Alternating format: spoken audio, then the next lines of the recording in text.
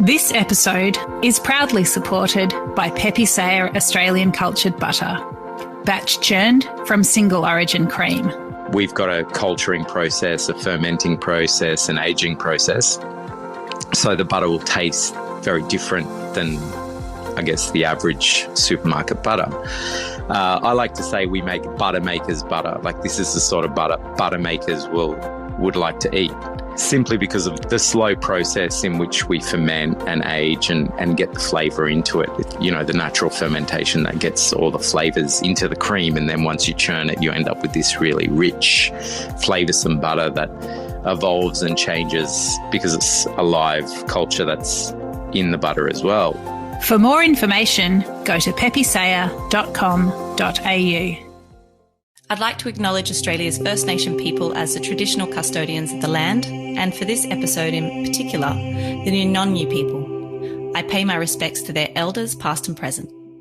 I was so worried and so scared about moving to Tasmania, like it would be the end of my life if it didn't work out or something. And then I just told myself, it's like, I came down for 6 months in the beginning. I was like, you know, so you go, and like if it doesn't work out, you can just come back. You know, doesn't have to be like a life-ending experience.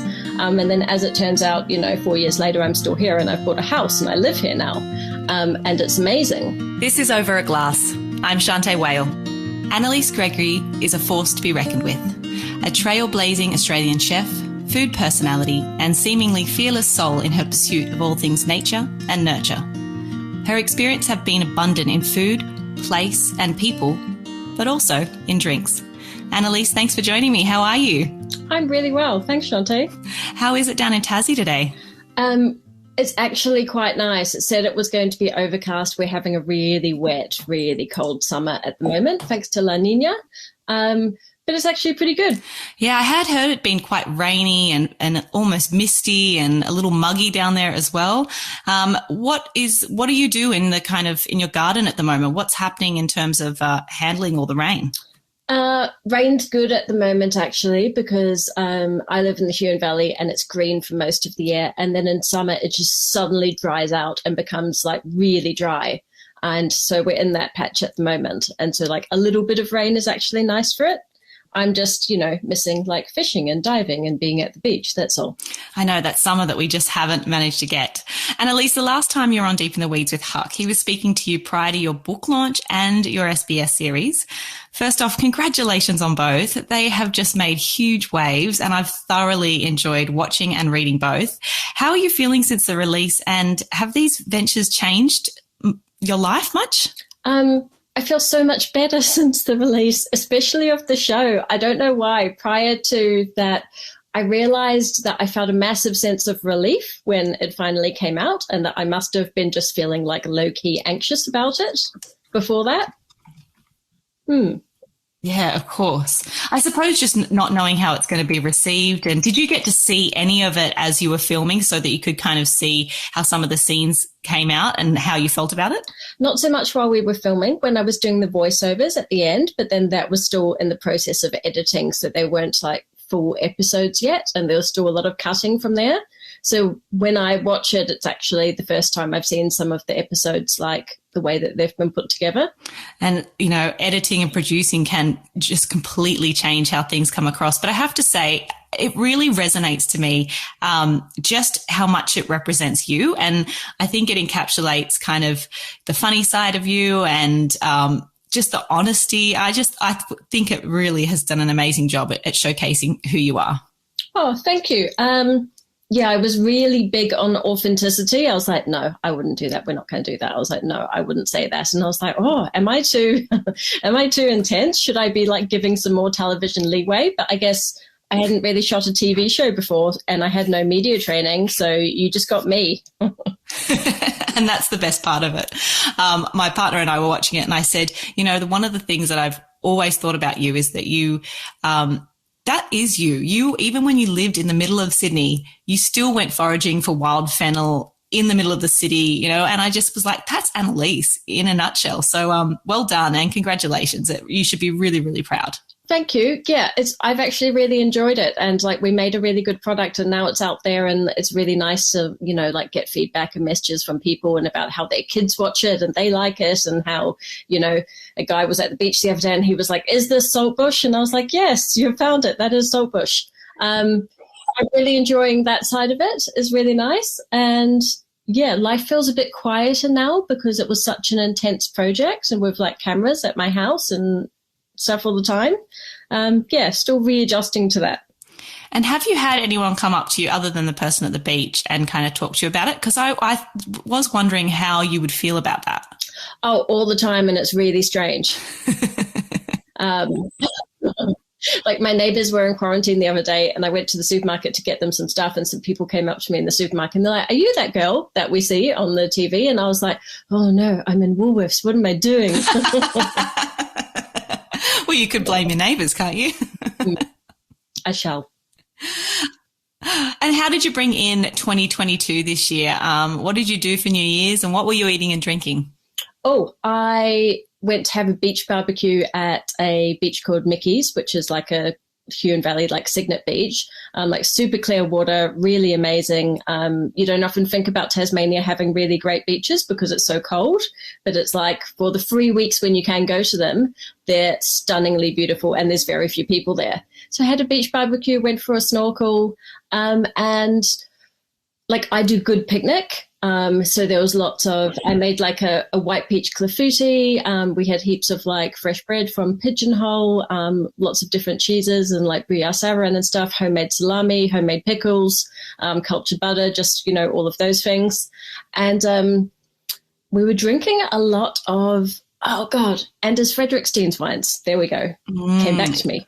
Oh, I know. It's always when you're on the spot, you're like, oh my gosh, oh, how delicious. I mean, I think that it's obvious that you certainly would know how to do a picnic, or anything that you bring along is pretty amazing. And everyone just thinks, gosh, why isn't she my friend? But when you're not, you know, making things for yourself, and you're not hunting and gathering in your kitchen, where do you go out for a bite or a glass of wine or a martini? Where do you head to?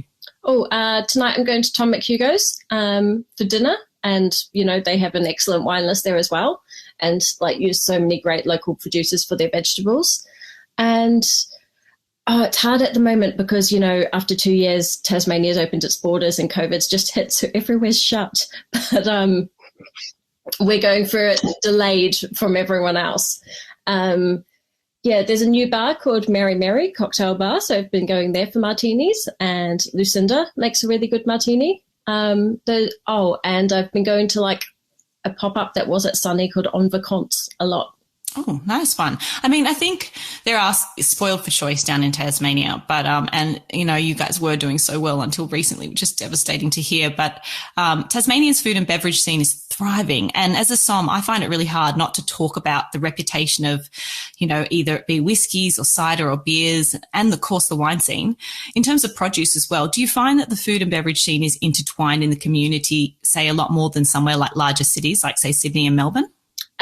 Definitely. I mean, it was probably randomly some wine producers who I met, and not producers, distributors who I met and became friends with down here, who largely influenced me moving to Tasmania. Oh, that's right. You spoke about Sue and Roger. Yeah. And actually they were at my house on Christmas Day, as was Rory and Dirk from Demure Wines. So yeah, the community is very kind of close-knit in between food and beverage. That's so nice. And it's something that I think we all wish we had kind of when we're in the larger cities, but, you know, work and putting your head down gets in the way of that, I suppose, sometimes. I want to go back a little bit into your history, if that's okay. You realized you wanted to be a chef, and your dad was a professional chef, but how did you start out becoming a chef? Like, how did you pave your way to get into the industry, and what was your experience? I was a little bit of a rogue teenager, but also like a year or two ahead in school, like ahead of my age group. And then I realized that once you had sat school certificates in New Zealand, you were technically allowed to sign yourself out of school without parental permission. So I just did. So yeah, as long as you were going on to a tertiary institute. as long as you weren't leaving. Yeah. So I went and applied to go to chef school, and then got it accepted, and then just like took so much pleasure in like going to the headmistress, because I went to an all-girls school and I hated it, and just being like, oh, look, here's all the paperwork. I've decided to leave school just because I want to. You know what? That doesn't really surprise me. Good on you. You also took off, or your parents took you out of school for a little bit and travelled around. What was that experience like when you were really young? Probably contributed to making me the gypsy that I've always been. They took me out of school for a few years and we drove around Australia. And so I spent a lot of my childhood basically like shoeless in the outback playing with wallabies. Amazing. And that totally explains why you love being outdoors so much now. Did you find it hard to go back into school and back into the kind of rigorous routine of after traveling? Very difficult. I struggle with routine a lot, even now, when it's just, when it doesn't change and it doesn't let up. I really struggle with it, because it was kind of like every day would be in a new place and I would do school of distance. So they ruined / made my life. We can blame them. So what about when you were working at all those incredible restaurants you worked at? That is pretty routine based and, being very structured. How did you kind of go through all of those different restaurant scenes with that kind of rigorous routine? Now I don't know how I managed to do that. At the time, it becomes very regimented in those kinds of places. Like, you wake up at this time and then like everything is like I would have it down to like a 10-minute routine before like I walked out the door. And everything was always timed and like, I can get like 4.5 hours sleep tonight or 5 hours sleep. Anywhere between 5 and 6 hours was the ideal. Other than that, I would start like worrying about the next day. But yeah, it was very highly routine based for a long period of my life. And then now I feel like I'm rebelling against that. Yeah, I think your career has been wonderful, but like all good things, each experience teaches us either something new, maybe something that's good and bad. Can you walk us through maybe the lasting lessons that you learnt from each of those different amazing restaurants that you worked in? There was the Ledbury, Michelle Brass, Mugaritz, Key, Franklin, Barbrose. What did you learn along the way? I know that's a lot to put you on the spot. Oh, that is a lot.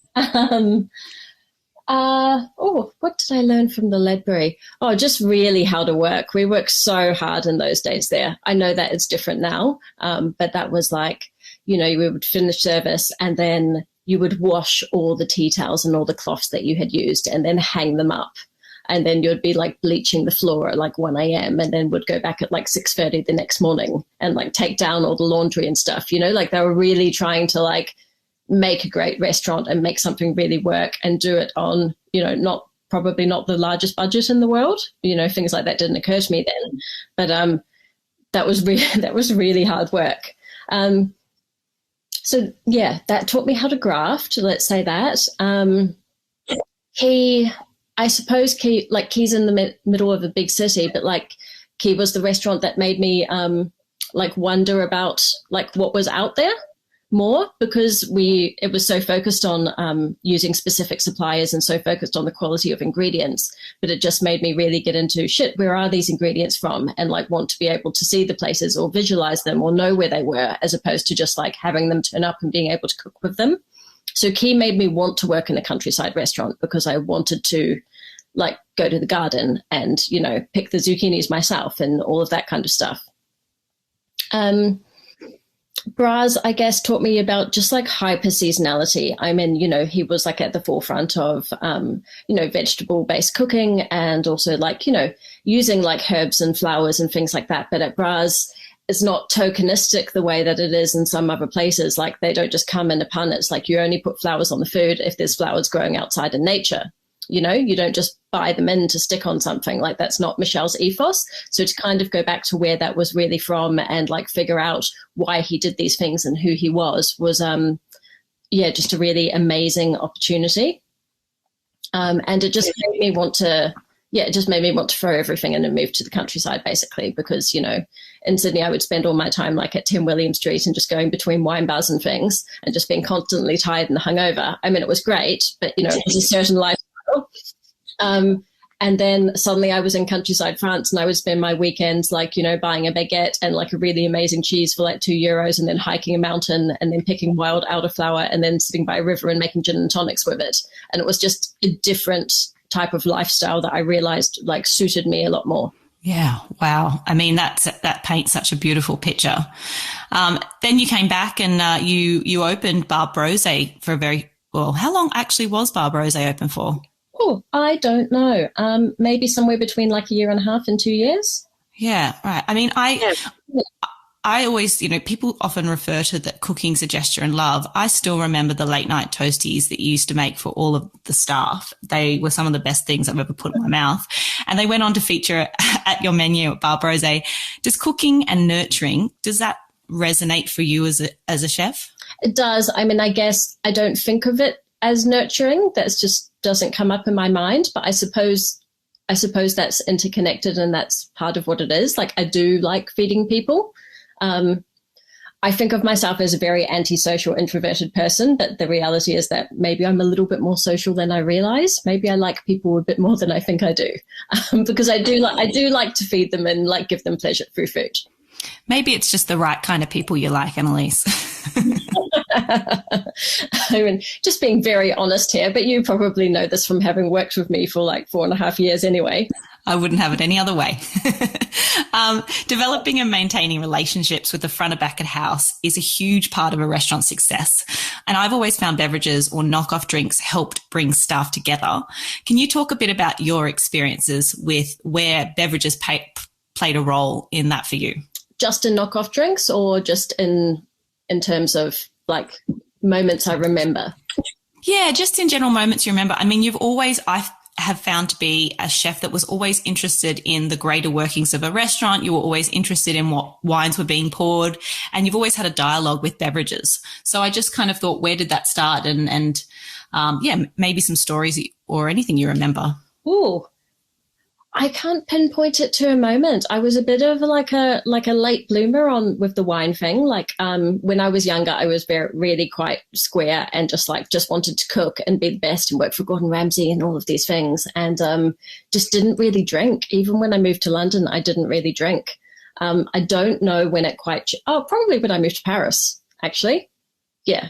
Okay. Let's class that with moving to Paris and just being in France and like going to small wine bars and like local bistros and things, and just seeing the culture was so different there. And like a lot of it did revolve around drinking, but not in a binge drinking Jaeger bomb kind of way, just in a really, you know what I mean?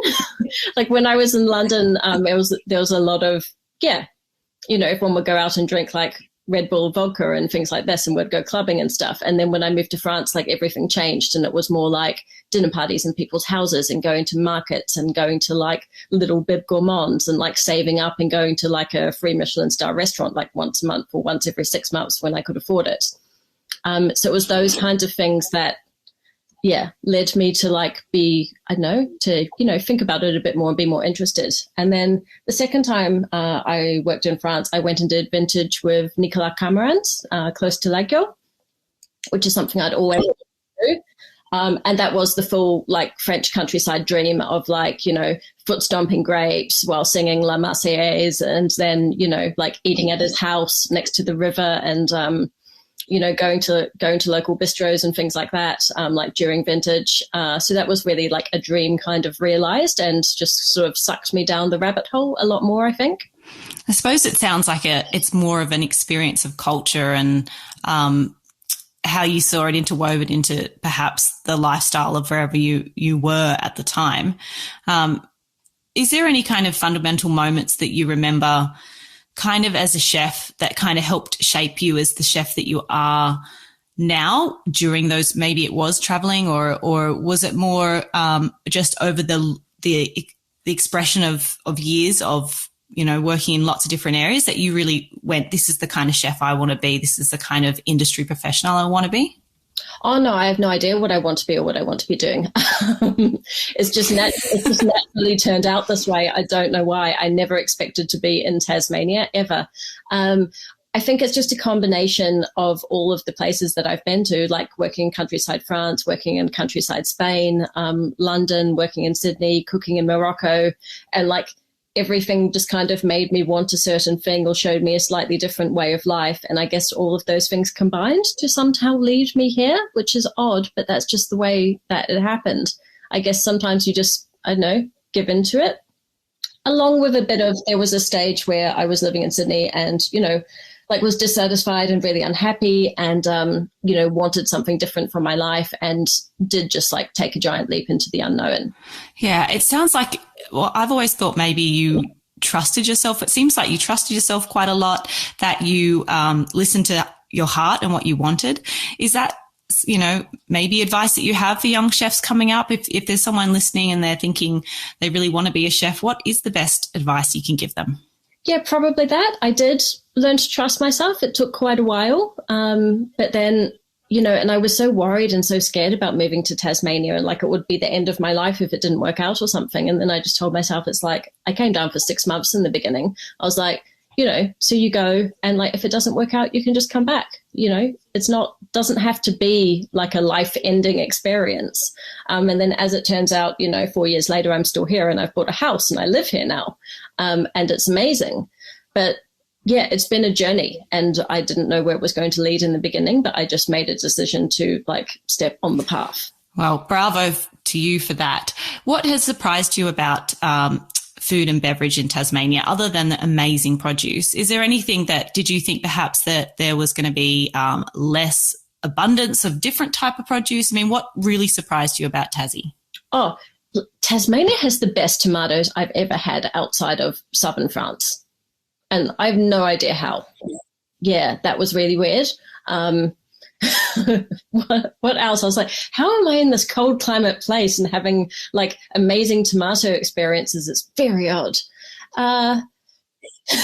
How cold you actually get in winter. The first winter here, I felt like I was cold in my soul and I would never be warm again.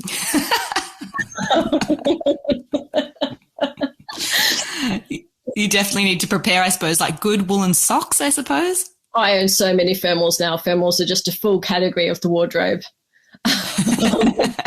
Okay, got it. Thermals. Next time I'm in Tassie, must bring thermals. I do remember going out on a fishing boat a long time ago when I did Electrolux did the trip down there, and I remember, and it was -6 degrees on the water, and I was not prepared. I couldn't believe how cold I was, so I understand.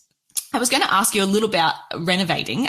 You do have your own incredible, I think, would you say 110-year-old heritage property, and you're renovating it, which is a huge undertaking. I've watched 2 episodes of Restoration Australia, so I feel like I know everything. What is it like really renovating a home of that caliber? It's horrible. Sorry. It's a very much love-hate relationship that I have with it. I'm not handy personally. Like they said in the show, I'm better with kitchen tools than power tools. So everything is difficult for me. Everything is like a journey of discovery to figure out how to, like hang a picture or like you put a coat rack on the wall. So many things and even things that I didn't think I'd have to do, like the guttering just like fell off the house, and then like the plumbing, the pipes have like disintegrated into the ground and they don't exist. Like everything you touch or undo in a house like that just leads you to a whole barrel of new problems. So yeah, being prepared for those things, I suppose, and not seeing it as the end of the world, but being like, okay, so, I wanted to do the wiring and I found out the entire house was wired with light wire instead of electrical wire and the power points weren't earthed, but we're going to just deal with this. And then once it's done properly once, we won't have to do it again. Oh my goodness. I suppose you leading a huge kitchen brigade in a lot of your kitchens, especially I suppose while you're at Key was a large brigade. Has that kind of prepared you for when things go wrong and having to just roll with the punches? Oh, maybe. I definitely have gotten better at rolling with the punches. And the other thing that I've been really shocked by is builders are so busy. They're like the busiest people that I know, busier than chefs. They're so difficult. Especially now. Yeah. Yeah. Well, I don't envy you, but it is a beautiful property, and I'm sure that, it is only going to get better with you at the helm, but I don't envy you because it does look like a huge undertaking. But I suppose when it's yours and you own it, it's very different from living in a crappy rental apartment that's falling apart, I suppose. That's true. I guess what I've learned is do things properly and do them once. That's my biggest, that's my advice there. Very well said. I want to touch on one event, and look, you may not remember it, but I certainly do. And that's the Toys Collective, which was in 2012 called, I think, Blood and Bones. This is an event that you asked me to be a part of a long time ago. And I remember walking into the room and you were sitting there, and Kylie Javier Ashton, Louise Tomeo, Melissa Leong, and Katrina Birchmeyer. And I had just moved back to the country, and I was awestruck by these powerful, talented women, and especially the fact that they were all of mixed race. And I remember saying to myself, there's this feeling that I had and I couldn't quite work it out. And later I thought, oh my God, it's of endless possibility. Like being in Australia in the hospitality scene, there's endless possibility here. It was a really incredible moment. Do you remember that dinner? And do you remember the menu that was served? Yeah, I do actually. We just went totally nuts. It's kind of strange to think about it now. I can't think of anyone putting that much effort into a single night pop-up now. Like I wouldn't. Now I just rock up and cook a couple of dishes and off I go. That was like months of planning. There were artworks made. Things were in jars. Like, yeah, it was insane. We made tables out of moss. So many things. What were we thinking? I just remember, I mean, it was the first thing I'd ever taken part of. And I was like, is this how they always do things in Australia? I remember that one of the first courses, which I think might have been yours, but correct me if I'm wrong, was these just huge pig's heads, suckling pig heads on the table with these beautiful knives that were kind of stuck through the brain, and you would just cut off the face and kind of eat it. And then there was beautiful little squab legs that were hanging on a tree, like a Christmas tree of these hanging squabs. And yeah, there was also a dessert that was pulled from the roof that exploded down. Do you remember that? Yeah, it was a whole rigging that Jordana Maisie made, and everyone had a ribbon that would drop down while the girl was singing opera, and then they would pull the ribbon and a dessert would fall out of a bucket and just like splat in front of them. And the dry cleaning bills from that event were huge. I just remember thinking that was pretty amazing, and the caliber of chefs and the people involved in that was just wonderful. I don't know if I don't think Toys Collective is going anymore, but are there anything in kind of events or collaborations like that are in Tasmania that are kind of for up-and-coming chefs to get together and showcase what they can do? Oh, that is a good question. And to be honest, I can't think of any off the top of my head, but now I feel like there should be. Yeah, I mean, I think that they're, a really great opportunity, stuff like that for, like you said, people up and coming to get involved and work with wonderful other leaders and to learn from them. So it's something that I'll always remember. So thank you for that. I have to thank you for inviting me to that one. But what's in store for you now? What have you got on the horizon? Are you just doing your day-to-day life right now? Have you got any surprises in the mix? What are you looking forward to in 2022? Oh, I'll tell you that in a sec. I just had a food and beverage memory from Toys. Do you remember that at that dinner we served sake with cheese? We were so ahead of our time. I do remember that. I remember Gabrielle Webster talking to me about the sake, and I was like, this woman, like the amount of information she put into like 3 sentences, like my mind exploded. Still kind of the same way I feel about Gabby now. But we were. I wasn't. I was just pouring wine there at the time. But that was incredible. And I think that a lot of those people there they've gone on to just be just magnificent. So a lot of talent in one room, that's for sure. You're right. Julian Island was also there. She made the dessert. Claire from Bloodwood, Gabrielle. So much female talent in the industry. It's wild to think that we were all just doing the same dinner together. Yeah, I think it was the first time I met Alex Herbert as well and Christine Manfield. And I remember reading about them when I was, overseas and being like, oh my God, I'm meeting these people. Like, what is this? What have I turned up to? The future. I just decided yesterday that I want to get more beehives because since being in hospital with all the stings to my face, I've been much better with my beekeeping and I'm really enjoying it and the bees are thriving. Also, I if you've watched the end of the show, you'll see like where I get a really fancy like green Essie wood-fired oven installed in my shed. And so I got some internal walls knocked out, and then I'm in the process of like getting the floors and getting that done and getting the shed turned into a commercial kitchen. Wow. And then you are doing, or have you got the licensing to be able to do your little 10-seater restaurant, or is that something that's on the back burner? I do not have the licensing. So I'm focusing on just getting the building done and getting the kitchen made first. And then I might just talk to council about being able to like just prep there and just getting it like up to code. And then I'll think about the license in the future. That just feels, because I'm doing everything on my own, it feels like a lot. Yeah, I can imagine. I suppose for now it can just be those lucky people that you have as your family and friends down there that you're able to invite over. So lucky them. Yeah, and just a space to be able to like test recipes and prep for events and things that's not actually physically inside my house. Because I'm terrible at working from home, I've discovered. So I need a place to go.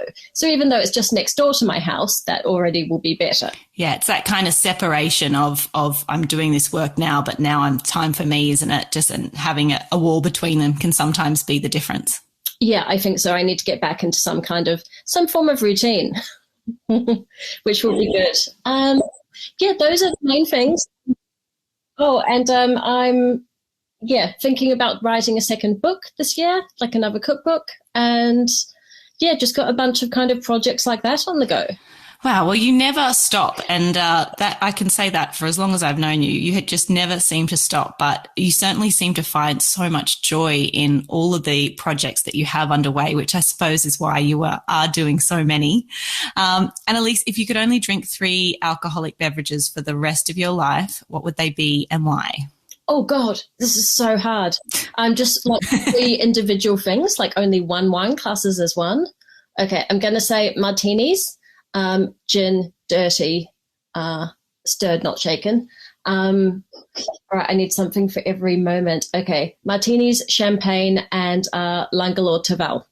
Oh, Langalore. Wow. That's a bit out left of center. How interesting. And I'm with you on you need to have a stiff drink. You need to have some bubbles for celebration. So I think all of those are very good choices. Annaliese, it's been a pleasure having you on Over a Glass. I really hope we get to see you in person sometime soon. But thank you so much for joining me. And thanks for your time. You're so welcome. See you soon. Thanks again. And we will chat soon. This is Over a Glass. I'm Shanteh Wale. Stay tuned for more stories from the world of wine and drinks. Listen in every Thursday on your podcast app.